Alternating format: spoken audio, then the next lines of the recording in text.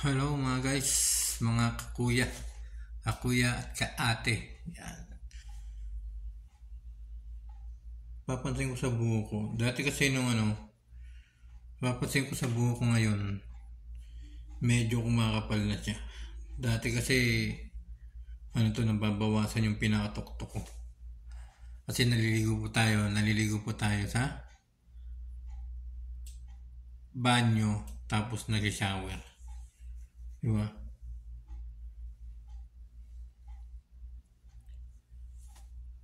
Akala ko talaga wala nang pagbabago. Hindi na magbabago, hindi na magkakaroon ng buhok yung tuktok ko. Pero ngayon meron na. meron na po siyang buhok sa tuktok. Dumadami na. Yan, dito kasi nakakalbo yan. Kaya pala nakakalbo dahil sa shower. Pag nag-shower tayo. Lalo na rito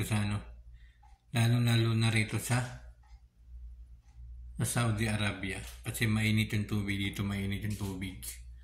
Kaya, ayan. Tapos simula nung nagtatabo na ako,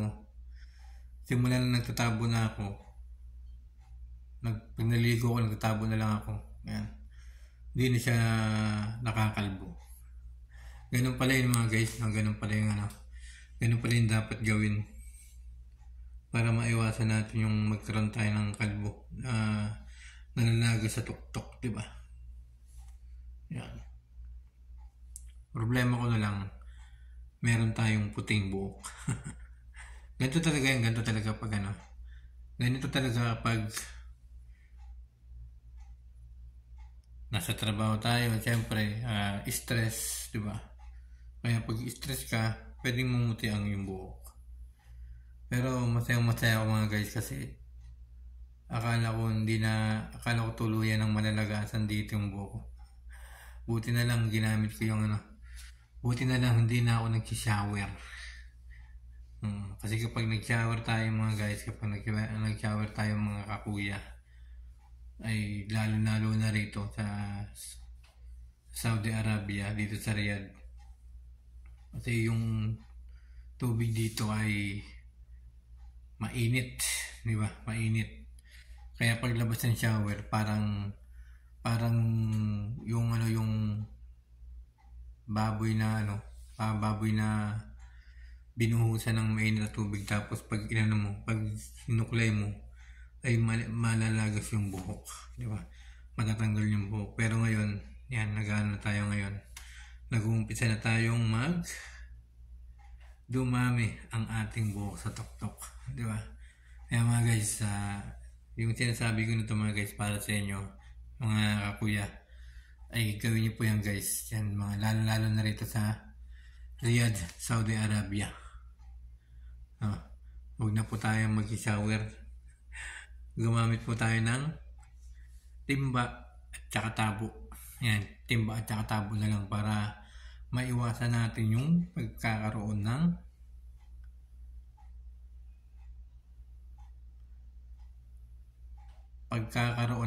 panot dito sa tuktok. Yung pala yung dahilan kaya minsan may nakikita ko mga guys, mga kuya, may nakikita ko mga dito sa Saudi Arabia, talagang wala na po sila rito mga buhok sa tuktok, nalalagas po. Kaya ngayon, akala ko magiging katulad na rin nila ako. Yan, yung ginagamit ko yung timba at saka tabo na, ayun, nagiging okay na. Bumabalik na sa dati mga guys, bumabalik na siya. Kaya sa mga gustong hindi makalbo, yan, gawin niyo po mga guys. Kumuha kayo ng timba, mag-ipon po kayo ng tubig, yan. Ang gagamitin nilang timba at saka tabo, di ba? Para hindi na malagas ang inyong mga buhok dito sa tuktok mga guys. Kaya maraming salamat po sa inyo lahat. Yan, sana ay meron po kayong natutunan sa akin sinabi mga guys, yung mga nandito sa mga kakuya, yung mga nandito sa Riyadh, Saudi Arabia, at sa mga nasa Pilipinas, sa iba't ibang bansa. Gawin nyo to guys, yung aking ginawa, para hindi po tayo mabawasan ng buhok dito sa tuktok, wala na, konti na lang, di ba? Kumakapal yung tuktok ko, kumakapal na. Maraming salamat po sa inyo lahat. Yan, thank you so much guys. Maraming salamat. Huwag niyo po sana kalimutan. Subscribe niyo po yung aking YouTube channel. Kuya Mike CB. Yan. Pinalitan ko yung aking name channel kasi marami nang gumagamit nga pala ng Kuya Mike, kaya pinalitan ko siya.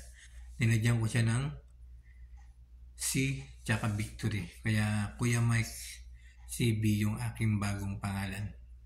Kaya maraming salamat po sa inyo guys. Thank you so much. And next video, abangan niyo po. Thank you so much po sa inyo lahat. I love you all mga guys. I love you. Yan. Po yung aking gaan. Thank you so much mga guys. Mga kakuya natin. Yan. Shoutout po sa lahat ng ating mga kaibigan. 28 subscriber natin. Thank you so much. Maraming salamat po sa inyo lahat. Thank you.